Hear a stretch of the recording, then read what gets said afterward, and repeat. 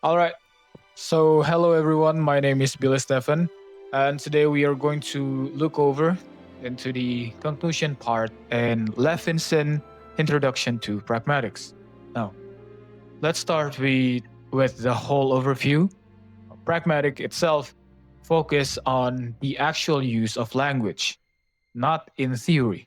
Okay, so it is bounded by the context of how it's being used, right? It's different from semantic, where it is the meaning. The meaning is depend on the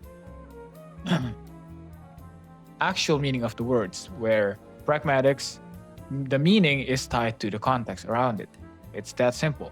Now, uh, we can also see that pragmatics is linked with several other areas of linguistics. It shows how meaning interacts with semantics, syntax, prosody, social linguistics, and even psycholinguistics. All right. And also, it shows how pragmatics help applied fields, like second language learning and designing effective communication. All right. Let's see pragmatics and semantic.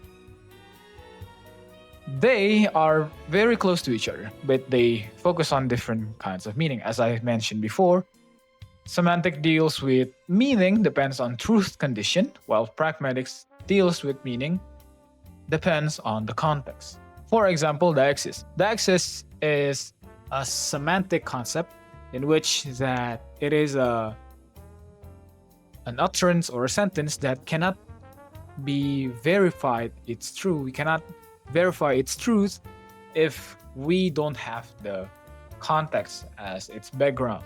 So, for example, words like here, you, tomorrow have different meanings depends on who is speaking, when they speak, and where they are. Right? And then presupposition are assumption built into, and they don't always fit into truth conditions. Next is illocutionary force, refers to the action behind words, like requesting, promising, and this can't be reduced to semantic alone. It heavily depends on the context. And next is implicature, helps us to see the difference between what words literal says and what the speaker actually means. Some lexical items don't add new facts but guide interpretation, which is a pragmatic function, not a semantic one. Now let's look over to pragmatics and lexicon. Some words only make sense through pragmatics principle. Dialectic terms rely on context to identify who or what is we're talking about. So their meaning change depends on the situation. Particles like well, oh, anyway helps listener to follow conversation, even though they don't describe anything. Implicature also helps to shape the lexicon. Sometimes language avoids certain word contrasts because the pragmatic meaning naturally fits the gap. In other cases, a language creates lexical distinction because speaker rely on certain pragmatic rules. And we can move to pragmatics and syntax now. Syntax isn't isolated from pragmatics. They affect each other. Okay? Honorific systems are good examples. The way people show respect affect the morphological choices and agreement pattern. Some constructions carries implication that built into the grammar. Amalgams, for instance, blends form to hint at a specific interpretation. Presupposition triggers the cleft sentences or effective verbs depends on a particular syntactic form to activate their meaning. Sentence types link directly to speech acts, a questions, a statement, a command. Each carries its own force, and in real conversation, turn talking and repair influence how speakers build sentences. People often adjust syntax as they negotiate the flow of the talk. Now we move to semantic and prosody. Prosody plays a big role in how we understood meaning. Intonation often tells us whether a statement should be taken directly or indirectly. It helps figures how the speakers, what is the speaker's intent to say, what they actually want to tell. So, stress also can highlight the presuppositions and add implicature by showing what information the speakers want to focus on. Prosodic cues also helps to organize conversation. They mark place where respond is dispreferred and where speakers repair something that they say or the topic shift. Even though prosody is a major source of meaning, it's still studied less than other areas, so there's a room for development there, definitely. Now we can move to pragmatics and sociolinguistics. Pragmatics and sociolinguistics overlap because both deal, excuse me. Pragmatics and sociolinguistics overlap with each other because both deal with language and social settings. Sociolinguistics studies how factors shape language choice, like politeness level, address form, and variation across the group. Pragmatics goes further by explaining why people follow certain conversational patterns, especially through preference organization and turn talking structure. Conversation analysis helps us to look closely at how people manage turns and how meaning is built in interaction. Now we can move to pragmatics and psycholinguistics. There are two main areas where pragmatics connects with psycholinguistics.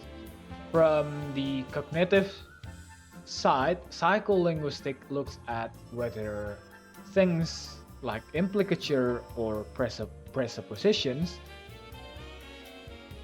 appear in mental processing. It also recognizes that some pause or hesitation are not just cognitive delays but pragmatic tools.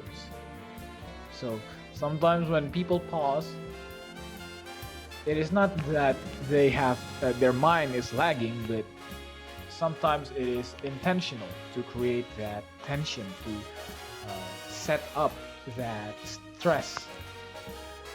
So from the developmental side, children learn pragmatic rules slowly. Obviously, they depend heavily on the context before they master more complex thought and skills. This shows that learning a language involves far than just grammar. Next, we move to applied pragmatics. In applied pragmatics, there are four main areas, and the first one is pragmatics in second language learning. Many language learners assume that pragmatics rules does not apply or does not work the same across languages, and they do not. Yes, they are right.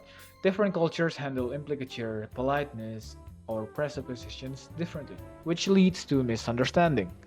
A contrastive approach helps us predict where learners will have trouble. Even in universal acts like making a request vary across the culture. For example, in German, speakers may be more direct than English in their requests. So their way of requesting is so different because they have different culture and, uh, of course, they have different pragmatic structure. The next applied field is human-computer interaction. In technology, computers need to understand the kind of meaning humans use naturally, right? Uh, Otherwise, they wouldn't reach um, a shared understanding, a divergence in discourse analysis. So, system must deal with implicature, presupposition, and speech acts, not just literal words. Okay, developers work on modeling users' assumption, identifying the intention behind the utterance itself, rather than the sentence, the word, and understanding structure of conversation. Speech synthesis and natural language tools relies heavily on these pragmatics insight. Next is pragmatics and human communication problem. Right? Misunderstanding can happen everywhere and anytime. Even even if those who are involved with the conversation share the same language. Different social or ethnic groups may interpret hints or indirect meanings in different ways.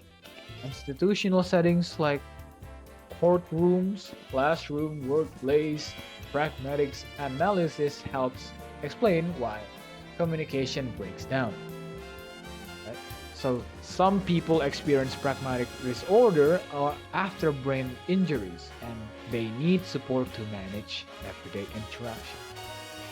So that just shows the impact of it. And next is communication without face-to-face contact. When there's no physical context that is being shared, communications can become uh, very challenging because we can't interpret direct expression accurately because there's no physical context that we can share together. Now, this forced writers and designers to rethink manuals, instruction, and notice how they stand alone. Truth talking also needs new rules for radio, messaging, email, and online chat because we're not sharing physical space again. All right. Next is the caution in applying pragmatic theory. Pragmatic ideas are very powerful, but the chapter warns us to use them carefully. Some theories need stronger evidence before being applied widely. If applied too quickly or without testing, they can lead to communication problem or policy mistakes, which is what we don't want. And we hope for a complete science of language, but we're still working towards that goal. All right, so to conclude, pragmatics sits at the center of meaning, structure, and real communication. It supports our understanding of linguistic theory, social interaction, and cognitive processes, and even practical design. There has been a lot of progress, but many areas still offer a room for exploration. So that's our job as the new generation. Yeah, that's all from me, Bill Stephen. Thank you so much for watching.